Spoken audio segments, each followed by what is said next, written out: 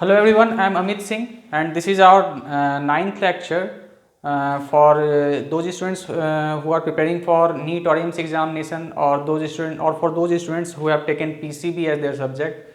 And this lecture is actually important for every student of class 9, 10, 11 and 12, because today we are going to learn logarithm and logarithm पढ़ेंगे आज हम।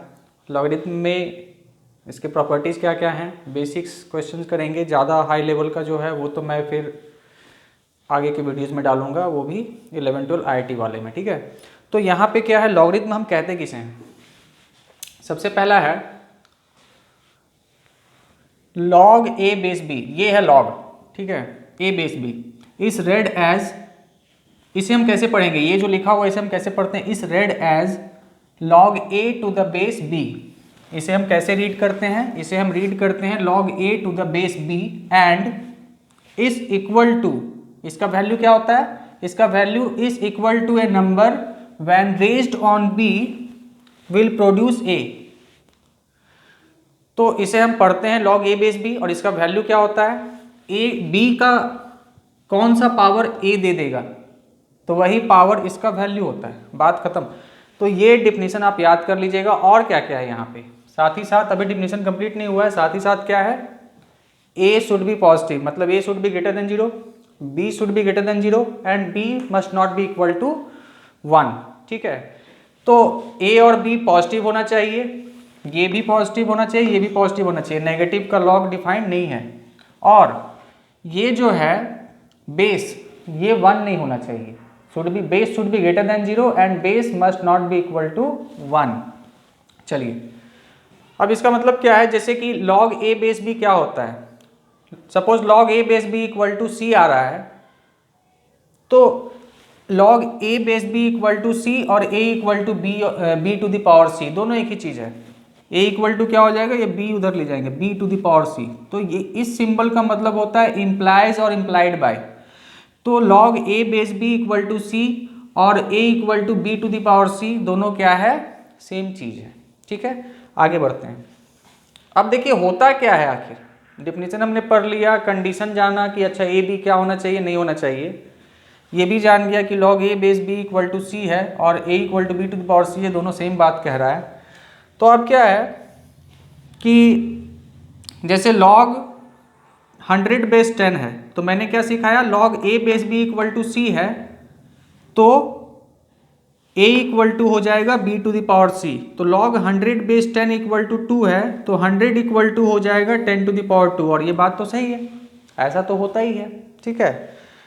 अब यहाँ पे कुछ हम लोग 3-4 क्वेश्चन कर लेते हैं, फिर हम लोग आगे बढ़ेंगे प्रॉपर्टीज़ की तरफ। और अच्छा, एक चीज़ और, इसमें हम लोग ये जो b है इसे हम लोग बेस कहते हैं, ये जो b है इसे हम क्या कहते हैं, log का बेस। और ये जो a है इसे हम क्या कहते हैं, आर्ग्यूमेंट कहते हैं।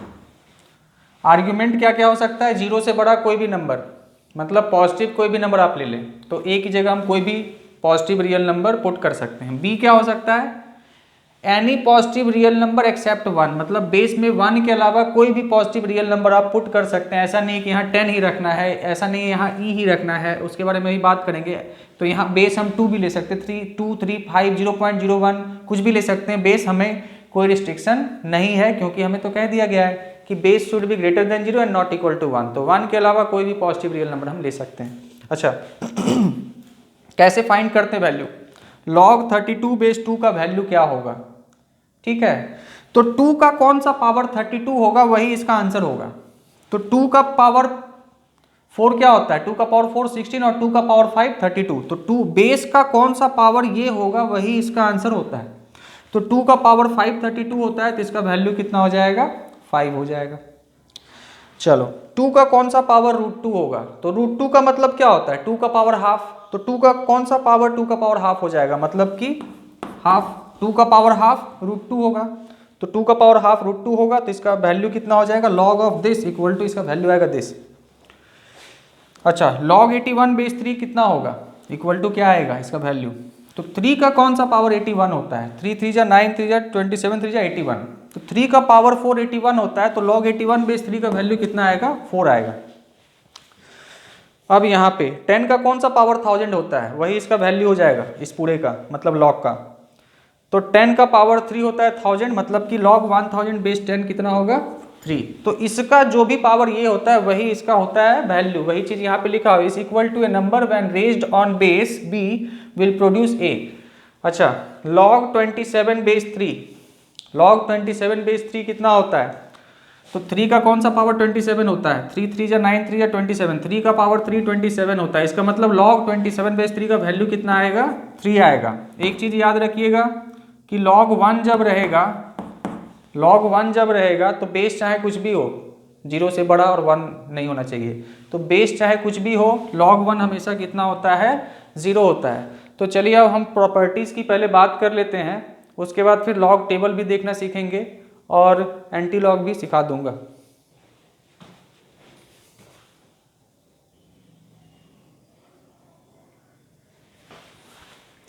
ओके, तो आगे बढ़ते हैं। अब हम लोगों ने थोड़ा सा अभी लॉग का डेफिनेशन सीखा, उससे 2-3 बार आप वीडियो चला के देख ले और देख ले कि जो 5-6 एग्जाम्पल मैंने दिए थे कैसे मैंने सॉल्व किया था। अब यहाँ पे लॉग का प्रॉपर्टीज़, तो प्रॉपर्टीज़ तो बहुत सारे हैं, लेकिन मेडिकल के लिए ये जो 10-11 प्रॉपर्टीज़ मैंने लिखा है उतना में काम हो जाएगा, या 9 10 11 12 मतलब लगभग काम हो जाता है। जिनका मैथ है उनके लिए तो अलग से वीडियो बनेगा, ठीक है, उनको तो बहुत ज़्यादा पढ़ना है लॉग में, लेकिन बेसिक आपको इतना में काम हो जाएगा। तो आगे बढ़ते हैं, प्रॉपर्टीज़ ऑफ लॉगरिथम, ठीक है। तो सबसे पहला प्रॉपर्टी है कि जब लॉग ऑफ मतलब मल्टीप्लाई रहता है तो क्या हो जाता है, ऐड हो जाता है। जैसे रहेगा log 5 lakh into 2 lakh, log of 5 lakh into 2 lakh, तो वो हो जाएगा log of 5 lakh plus log of 2 lakh. समझ में आ रहा है। Log x into y equal to होता है log x plus log y, log x multiply y equal to होता है log x plus log y. कितना आसान कर दिया लॉग ने हमारा काम, इसलिए तो हम लॉग यूज करते हैं। कहाँ 5 लाख को 2 लाख से मल्टीप्लाई करना था, या सपोज करो 5 लाख 247 रहे और यहाँ पे 10 लाख 20,567 रहे, तो वो मल्टीप्लाई से आसान तो होगा हमें उन्हें ऐड करना। तो लॉग क्या करता है, मल्टीप्लाई को ऐड में कन्वर्ट कर देता है और डिवाइड को किस में कन्वर्ट कर देता है, सब्ट्रैक्शन में। तो हमारा काम आसान कर देता है लॉग। तो ये जो है लॉग क्या करता है, हमारा कैलकुलेशन इजी कर देता है, इसलिए हम लोग लॉग को यूज करते हैं, ठीक है। अच्छा, तो log x इंटू वाई क्या होगा, log x plus y log y, मतलब मल्टीप्लाई रहेगा तो ऐड हो जाएगा और डिवाइड रहेगा तो क्या होगा, सब्ट्रैक्ट हो जाएगा। मतलब log of x upon y equal to log x minus log y।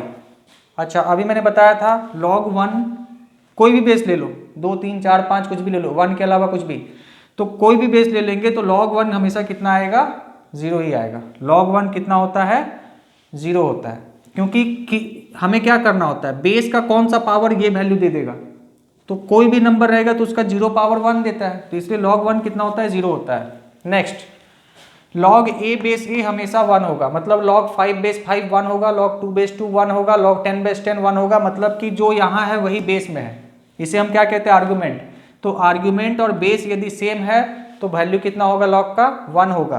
तो log 20 बेस 20 1, log 35 बेस 35 1, चाहे कुछ भी हो जाए, बेस और आर्ग्यूमेंट यदि सेम है तो वैल्यू कितना आएगा, 1 आएगा। अच्छा, अब यदि सपोज करिए कि ये रहे log of a to the power n base b, मतलब कि जो आर्ग्यूमेंट है उसका पावर है n, तो क्या होता है, ये n आगे जाके मल्टीप्लाई हो जाता है, तो कितना हो जाएगा, n आगे जाके मल्टीप्लाई हो जाएगा, यहाँ से n गायब हो जाएगा, तो हो जाएगा n log a base b। Power क्या होता है, आगे जाके मल्टीप्लाई होता है। इसका एग्जांपल देख लीजिए, log of x cube base 10 ले लिया, तो ये क्या हो जाएगा, पावर तो आगे जाके मल्टीप्लाई हो जाता है, तो ये क्या हो जाएगा 3 log x बेस 10। फिर हमारा काम आसान हो गया, कहाँ ये क्यूब करना होता हमें इस नंबर का, x का तो कुछ वैल्यू देगा 10 20 50, तो हमें इसका क्यूब करना होता, लेकिन क्या हुआ, पावर से आगे मल्टीप्लाई हो जाता है, तो हमारा काम आसान हो गया। तो इसका मतलब क्या है, log of a to the power n base b equal to होता है n log a base b। तो यहाँ पे इस आर्ग्यूमेंट का यदि पावर रहेगा तो आगे जाके मल्टीप्लाई होगा। अब सपोज करो बेस का पावर है, आर्ग्यूमेंट में कुछ पावर नहीं है, बेस में कुछ पावर है, log ऑफ a बेस में क्या है, b to the power n, तो बेस में यदि पावर रहेगा तो आगे जाके क्या होता है, डिवाइड हो जाता है। तो ये n पावर है तो ये 1/n हो जाएगा। अच्छा, ये पावर क्या क्या हो सकता है, यहाँ पर n देख रहे हैं आप, तो ये पावर क्या क्या हो सकता है, ये पावर कोई नंबर हो सकता है 5 10 प्लस में माइनस में 5 10 -20 +20 कुछ भी हो सकता है।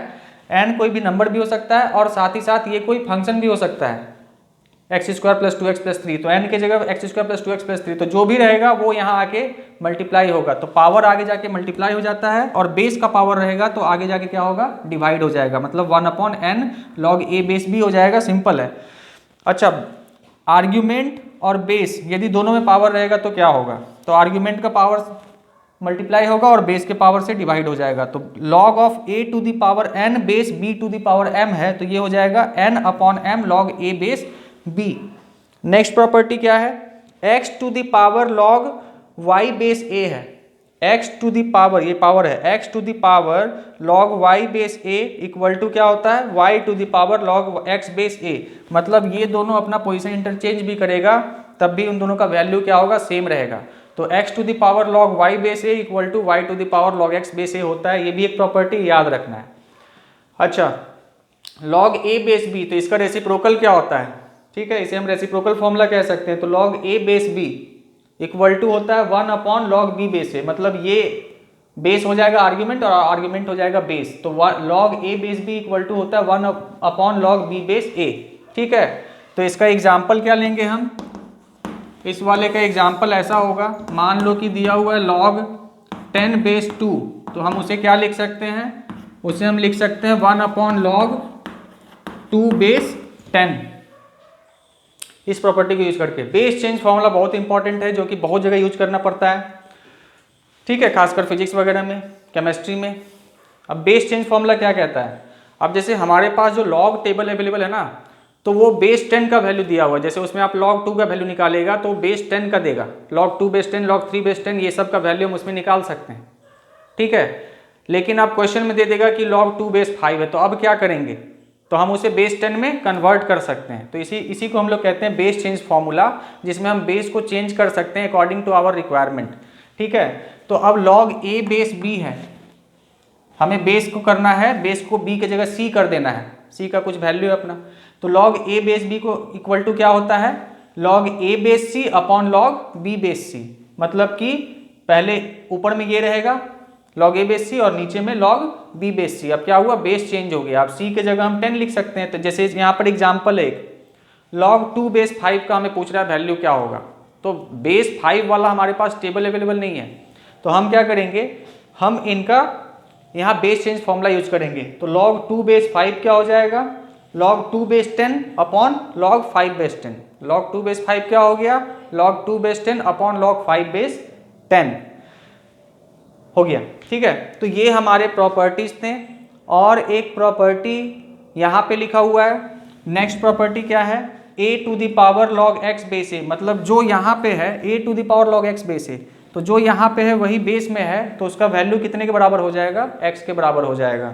जैसे example 5⁴ log x base 5, 5⁴ log x base 5 क्या हो जाएगा, x हो जाएगा, तो 5⁴ log x बेस 5 यहाँ और यहाँ सेम था, तो इसका वैल्यू क्या हो जाता है, x हो जाता है, तो ये प्रॉपर्टी भी हमें याद रखना है। अब हम लोग नेक्स्ट क्लास में लॉग से रिलेटेड कुछ क्वेश्चंस करेंगे और लॉग टेबल और एंटी लॉग टेबल देखना सीखेंगे, जो कि बड़ा ही आसान चीज़ है लेकिन आना चाहिए। Okay, thank you.